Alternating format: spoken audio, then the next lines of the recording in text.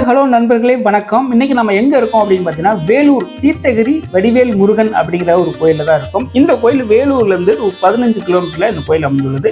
இந்த கோயிலில் உள்ள முருகன் சிலை வந்து மிகப்பெரிய சிலையா இருக்கும். அதாவது தமிழ்நாட்டில் ஒரு 3வது சிலை, பெரிய சிலை அப்படின்னு சொன்னீங்கன்னா இந்த சிலையை தான் சொல்லணும். இந்த சிலையோட ஹைட் எவ்வளோன்னு பார்த்தீங்கன்னா கிட்டத்தட்ட 92 அடி அப்படிங்கிற மாதிரி சொல்லியிருக்காங்க. ஆல்ரெடி வந்து தமிழ்நாட்டில் வந்து ஏற்கனவே 2 இடத்துல வந்து பெரிய கோயில் இருக்கு, அப்புறம் சொல்றேன். அதுக்கு முன்னாடி இந்த இடம் எங்க இருக்கு அப்படின்னு பார்த்தீங்கன்னா வேலூர்ல இருந்து ஒரு 15 கிலோமீட்டர்ல இந்த கோயில் அமைந்துள்ளது. இந்த கோயிலுக்கு வரணும் அப்படின்னா வேலூர்ல ஓல்டு பஸ் ஸ்டாண்ட்ல இருந்து நீங்க வந்தீங்கன்னா பஸ்ல ஏறி வந்தீங்கன்னா டைரக்டா கோயில் வாசல்ல இறக்கி விட்டுருவாங்க. அதாவது பைபாஸ்ல இருந்து நீங்க பாத்தீங்க அப்படின்னு நினைச்சீங்கன்னா இந்த சிலை வந்து சூப்பராகவே தெரியும், பார்க்கறதுக்கு நல்லாவே இருக்கும். அதனால வேலூர் மக்கள் எல்லாமே வந்து இந்த கோயிலுக்கு வருவாங்க. அது இல்லாமல் வேலூருக்கு நீங்க வந்தீங்க அப்படின்னா கண்டிப்பா இந்த கோயிலுக்கு வாங்க, இந்த சிலையை பார்த்துட்டு தரிசனம் பண்ணி.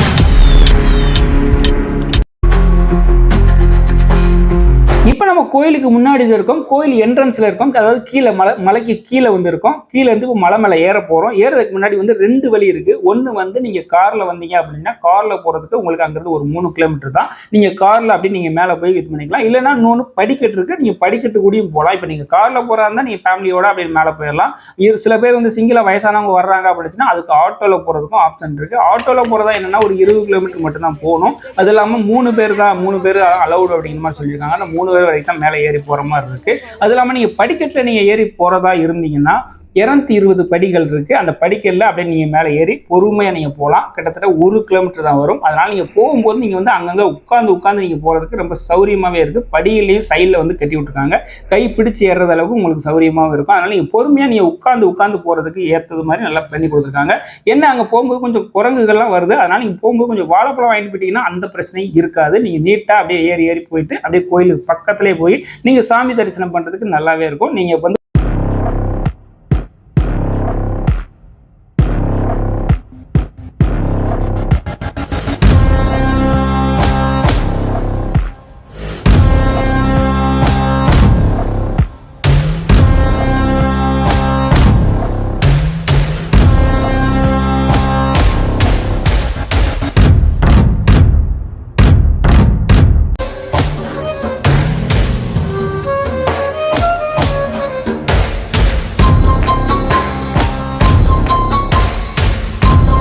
இப்போ நம்ம கோயிலுக்கு மேலே வந்தாச்சு. கோயிலுக்கு மேலே உண்மையிலே சொல்லக்கூடாதுங்க, நல்லாவே இருக்குங்க. ஓப்பன் பிளேஸாக இருக்குது. ஓப்பன் பிளேஸில் வந்து முதல்ல வந்து இந்த கோயில் வந்து வெறும் கோயில், முருகர் கோயில் மட்டும்தான் இருந்துச்சு. அதாவது இந்த முருகர் கோயிலுக்கு என்ன பேர் எப்படி வந்துச்சு அப்படின்னு பார்த்தீங்கன்னா இந்த கோயிலில் அங்கங்கே உங்களுக்கு தீர்த்தங்கள் இருக்கும், புனித நீர் கிடைக்கிறதுனால இந்த கோயிலுக்கு வந்து தீர்த்தகிரி முருகன் அப்படிங்கிற மாதிரி பேர் இந்த கோயிலுக்கு வந்துச்சு. அதனால தான் இந்த கோயிலுக்கு வந்து அதாவது முதல்ல வந்து இந்த கோயில் வந்து முருகர் மட்டும் தான் இருந்தாப்புல, மலை மேலே வந்து நம்ம சாமி கும்பிட்டு போகிற மாதிரி இருக்கும். சமீபத்தில் தான் இந்த முருகர் சிலை, அதாவது பெரிய சிலை முருகர் சிலை வந்து சமீபத்தில் வச்சாங்க. 2025 தான் வந்து கும்பாபிஷேகம் வச்சு ஓபன் பண்ணி வச்சாங்க. இந்த இதுக்கு வந்து கட்டுமான செலவுகள் மட்டும் கிட்டத்தட்ட வந்து 5 கோடி முதல் 7 கோடி வரைக்கும் வந்திருக்கு அப்படிங்கிற மாதிரி சொல்லியிருந்தாங்க.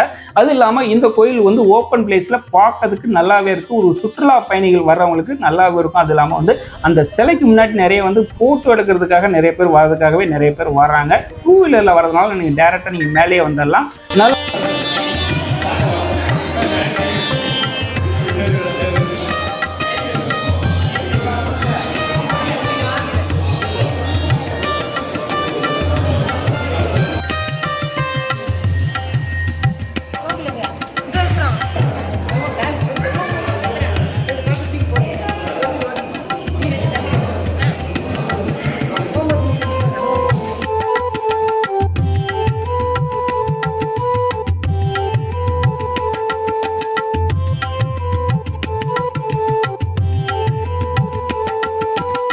காலையில் 9 மணிலேருந்து 12 மணி வரைக்கும் இல்லை 1 மணி வரைக்கும் தான் இருக்கும். 1 மணிக்கு க்ளோஸ் பண்ணிடுவாங்க, நடையை சாத்திடுவாங்க. நடையை சாத்ததுனால நீங்கள் அதை விட்டுட்டா திருப்பி 3 மணிக்கு தான் நட திறப்பாங்க. அப்போ வந்து நாங்கள் சாமி கும்பிட்ற மாதிரி இருக்கும்.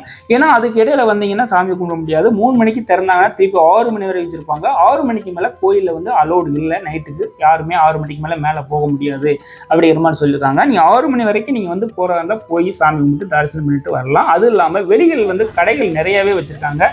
நிறைய கடைகள் பக்கத்தில் கடைகள்லாம் போட்டிருக்காங்க. எல்லாமே இருக்குது, சூப்பராகவும் இருக்குது. உண்மையிலே வந்து ஒரு நல்லா வந்து சாமி கும்பிட்டு போகிறதுக்கான ஒரு நல்ல ஒரு நாள் என்டர்டைன்மெண்ட் பண்ணிட்டு போகிறதுக்கான இடங்கள் நல்லாவே சூப்பராகவே வச்சுருக்காங்க.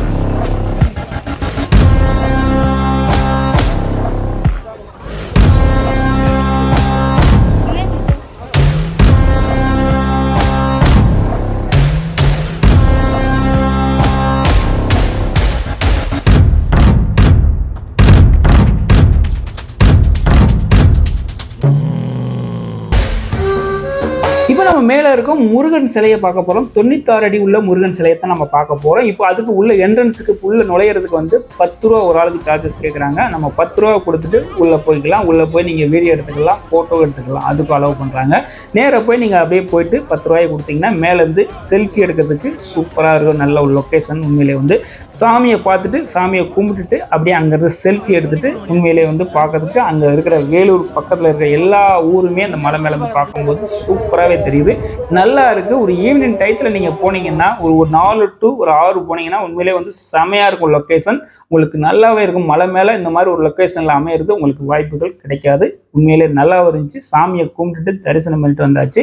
இந்த கோயிலோட சிலையை பார்க்கறதுக்கு உண்மையிலே சூப்பராக இருந்துச்சுங்க. நல்லாவும் இருந்துச்சுங்க. நாங்களும் அப்படியே போயிட்டு சாமியை கும்பிட்டு அப்படியே செல்ஃபி எடுத்து வந்தாச்சு.